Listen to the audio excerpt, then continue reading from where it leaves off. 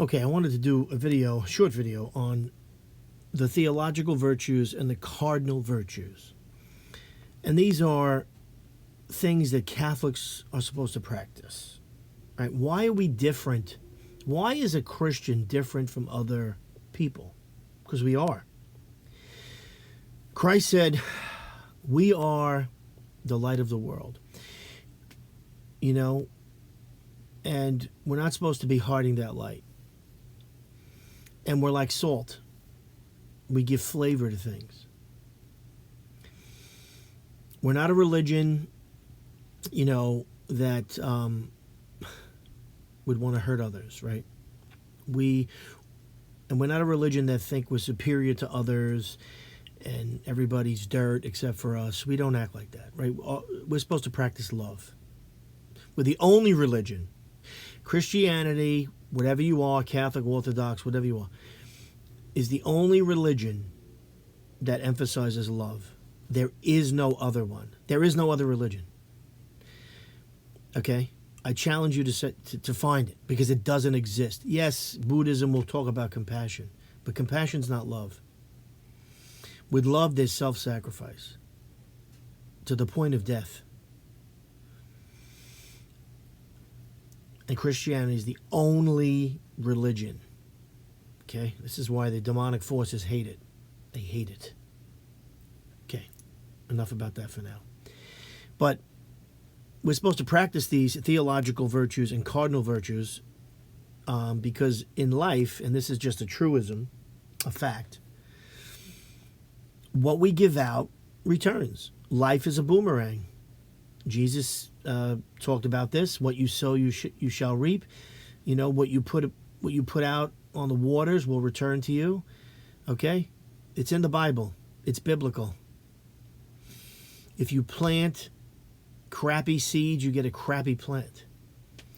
If you're always cursing others and hating other people, well, that's going to return to you. You know, even in difficult situations, I know people can be horrible, but to indulge in those emotions just will return it to you. And why do you want to do that to yourself? So it's best to put out good things and have good things return. So Catholics are supposed to practice, and what you see in front of you are the theological virtues: faith, hope, and charity, right? Let me go over each one. And I'm just going to give you my interpretation. So forgive me if it's incorrect, but I don't think it is. And I'll give you a biblical quote for each one. So the first one is faith. By faith, Abraham, when he was tried, offered Isaac, and he that had received the promises offered up his only begotten son. Faith is trust. That's what it is. And when you trust something will occur, it has already occurred. If you trust a friend will be here to see you Friday at 3 o'clock, he's already there because you know he's going to be there. So it's already done. If you have a prayer and you trust and you have faith that God will answer it, it's already answered. See, when you don't trust that he'll answer it, well, he hasn't answered it. That's why it says in the Bible, Jesus himself, thy faith has saved thee. God has to answer faith, no matter what it is. And Jesus said he'll move a mountain to do it. He'll move a mountain. Of course, it's metaphorical, meaning that whatever the difficulty is will move out of the way. Miracles have been wrought through faith, but can we have the faith? That's what Jesus said. When the Son of Man returns, will he find faith? Does anyone trust in that divine power? We trust what's in front of us. But what's in front of us is just an illusion. So faith is very important to have. And it says in the Bible, you cannot please God without faith. You have to have faith in him. And trust, no matter what. And when you go in prayer, trust that he'll answer that prayer in some way. And it'll be answered, for sure, without a doubt. Because he has to. He's compelled to answer you through the faith. So it's up to you to have the faith. So faith is very important. Faith is trust. Read the book of Hebrews. There's a whole big thing about it. It's great. Read it. Everything we need to live is in the Bible. God tells us how to live right in the Bible. The Bible is the directions for life, right? It's what it is. And what do we do? What do people do? They ignore it, and they watch the dumb box, the TV, right? They watch stupidity instead of learning the truth. Okay, what's the second theological virtue? Hope. And here's the quote. And the second thief said to Jesus, Lord, remember me when thou shalt come into thy kingdom.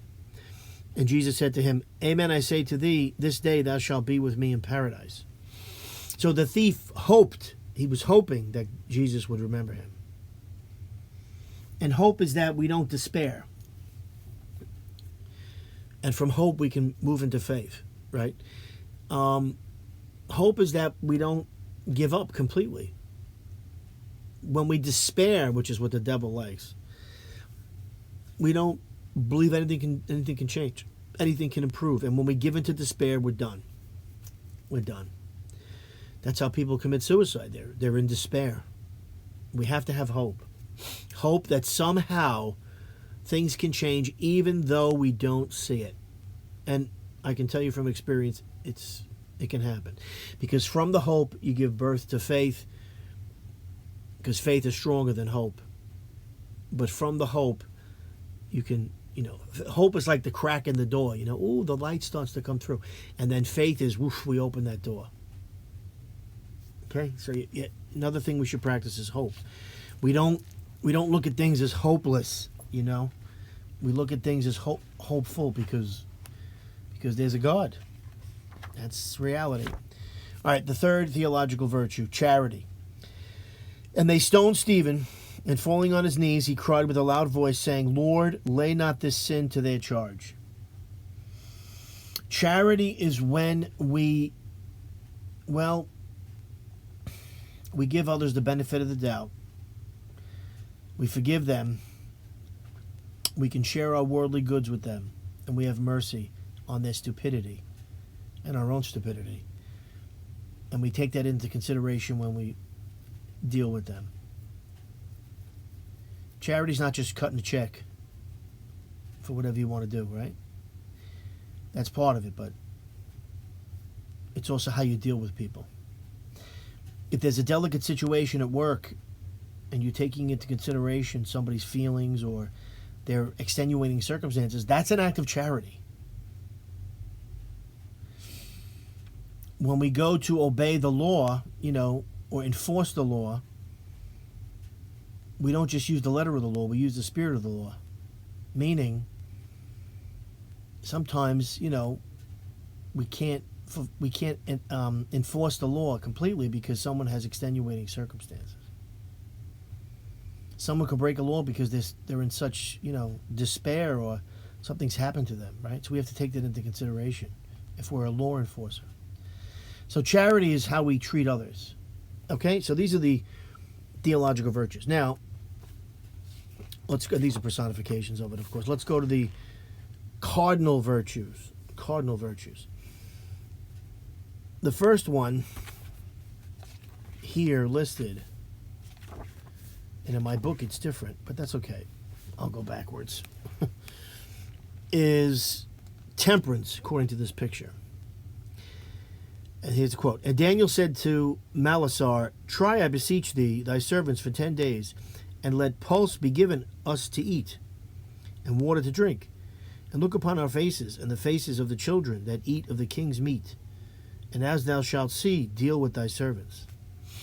Temperance is balance. It's not eating too much, not drinking too much. It's not doing anything to excess. Because when we do things to excess, we're giving into our passions. And we have to have self-control and self-discipline. So when we're not temperate, we're out of control. And we're dignified beings. We have to be in control to the best of our ability. So temperance is, yes, you can, have food and drink and all the good things of life, the pleasures, but they have to be kept under control. We don't do them to excess. That's the idea. And even, I would say certain actions of discipline, right? if we're disciplining ourselves, exercise or weightlifting, let's say, we don't want to do it to excess. We could hurt ourselves, right? We have to rest at some point instead of work all the time. So we have to balance our lives. It's about balance. This is about balance. Balancing our lives. Balancing family and work, religious duties. Balancing friendships, relationships. Balancing study with, work. Whatever it is. If you're a teacher, balancing, being firm with the students yet being compassionate. So temperance involves a lot of aspects of life, a lot. But it's about balance. That's what it's about. And not being excessive in anything. Whether it's physical things like drink or whatever, but it can also be behavior. All right? That's the cardinal virtue. The second one is prudence. Here's the quote. Jacob said, I will appease Esau with the presents that go before, and afterwards I will see him. Perhaps he will be gracious to me. And he went forward and bowed down with his face to the ground 7 times until his brother came near. Then Esau ran to meet his brother and embraced him. Prudence is really related to wisdom. And prudence is thinking about things before you do them. Thinking before you speak. Thinking before you act. And being careful. Thinking things through. Sometimes people do things on the fly recklessly. It causes a lot of problems. So with prudence, we should think things through. And we should act according to wisdom. Okay? The next is fortitude. Let's see. Find that in my book here. Fortitude. And here's the quote. Now the mother of the Maccabees was to be admired above measure, and worthy to be remembered by good men, and beheld 7 sons slain in the space of 1 day, and bore it with a good courage, for the hope that she had in God. Fortitude is really endurance. It's like you're in a race, and you want to get to that finish line, but in between you got to keep running. And life is like that race. You got to keep running before you get to that finish line. And it can be hard. You want to give up. Fortitude is enduring the difficult situations that come up. And it could be for quite a long time. It could be a short period of time. So whatever challenges is before you, you have to have the fortitude to continue on. And in general, have the fortitude to be a Christian, because it's not always easy, because this world, in many ways is spiraling the drain, because people have abandoned God and they don't practice these things. When it could be completely different. Doesn't have to be this way. That's the sad part of the whole thing. But fortitude is to live in an environment that can be very difficult sometimes, and we have to endure being surrounded by people who are out of control, and don't practice any of this. And that takes, fortitude to deal with it and to move through it to a better place, and having hope in God for the future. And again, if you have a difficult situation going on, health challenge, whatever, you have to have fortitude. That it'll get better, that it could get better at some point, and that God can do miracles. All right? You might not think so, but it's a fact. God can do miracles. The Bible said so. And there's a lot of people who can attest to it. All right, anyway. Next is justice. And all Israel heard the judgment which the king had judged. And they feared Solomon, seeing that the wisdom of God was in him to do judgment. Now, what is justice? Well, justice is doing the right thing, being fair. And we should always be just. We shouldn't take things that don't belong to us. We shouldn't try to get over. Like one of the things I notice is, it's terrible. I mean, I was in Home Depot and I bought something and it had been returned and it was missing a part. And I talked to the people there and they said that people do it all the time. They buy an object at a Home Depot or wherever, and they take what they need from it, they steal it, and then they return to get their money back. They're thieves. That's thievery. Or they, get some paint and they only need a little bit, so they buy the whole gallon, use a little bit, and return the rest. That's thievery. You're a thief. That's not justice. See? We like to make excuses. Oh, it's little things. Yeah, but it's little things lead to big things. If you're a thief in little things, you'll be a thief in big things. Okay? So watch out. And if you're unfair to people, it's going to come back to you. If you're in a position of power, if you're a boss, and you're unfair to your workers, you better watch out. And if you're a worker and you're unfair to your boss by stealing time, by trying to get over and being lazy and being on your phone instead of doing your duties, you're a thief. So justice is everywhere. Okay? And it's not just, you're a judge and you're giving out judgment to a criminal. You have to be just to your kids. You have to be just to your spouse. Cheating on your spouse is not justice. That's not justice. And then demanding justice in return when you give out injustice, you're ridiculous. And then we have politicians who are unjust. We have governments that are unjust. Okay? But you don't have to stoop to that level and be low like that. So justice involves doing the right thing at all times. And it's very simple. Do unto others as you would have them do unto you. Do you like being robbed? Then don't rob other people.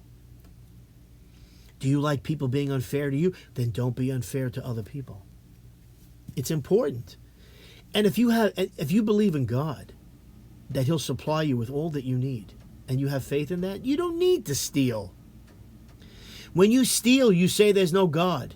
Atheists steal because they believe God's not going to give them what they need. A person who believes in God knows that they're going to get what they need. Right? God put manna in the desert and fed the Israelites out of nothing. I think of that story of that man in the Pacific Ocean on a lifeboat, and he was starving to death, prayed to God, and what showed up? A seagull, and he ate it. So God will feed you. God will feed you.